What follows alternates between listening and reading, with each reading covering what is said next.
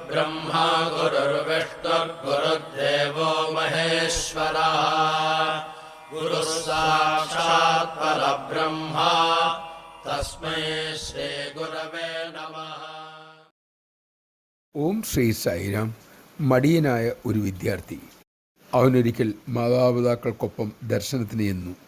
ഒരു വിഷയത്തിനും അയാൾക്ക് ഇന്നേ വരെ 10% കൂടുതൽ മാർക്ക് കിട്ടിയിട്ടില്ലത്രേ. സ്വാമി അവർക്ക് അഭിമുഖം നൽകി. ആ സമയത്ത് സ്വല്പം ഗൗരവത്തിൽ ഭഗവാൻ വിദ്യാർത്ഥിയോട് പഠനകാര്യത്തെക്കുറിച്ച് സംസാരിച്ചു. പിന്നീട് അവൻ്റെ പുറത്ത് തട്ടിക്കൊണ്ട് ആശ്വസിപ്പിച്ചു. നീ അലസത കളയുക, ശ്രമിക്കുക, സ്വാമി നിന്നെ സഹായിക്കാം.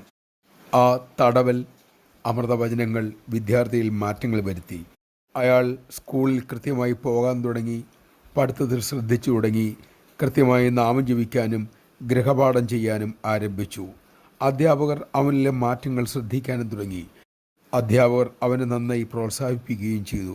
അവൻ്റെ മാർക്ക് മെല്ലെ ഉയരാൻ ആരംഭിച്ചു. വാർഷിക പരീക്ഷയിൽ ഏറ്റവും കൂടുതൽ മാർക്ക് ആ വിദ്യാർത്ഥി നേടുകയും ചെയ്തു. കോളേജിൽ ശുപാർശയൊന്നും കൂടാതെ തന്നെ അവന് പ്രവേശനവും ലഭിച്ചു. ഭഗവാൻ ആഗ്രഹിച്ചതുപോലെ അവൻ ജീവിതം നയിച്ചു. അപ്പോൾ അവൻ ആഗ്രഹിച്ചതുപോലുള്ള ജീവിതം സ്വാമി അവന് സമ്മാനിക്കുകയും ചെയ്തു. ജയ് സായിരാം. സ്വധർമ്മം ശരിക്കും ഭഗവത് സ്മരണയോടുകൂടി അനുഷ്ഠിക്കുന്നതാണ് യഥാർത്ഥ ഭക്തി. നാം നമ്മുടെ ധർമ്മം ഭഗവത് സ്മരണയോടുകൂടി നന്നായി അനുഷ്ഠിക്കുക. അതാകട്ടെ നമ്മുടെ പൂജ.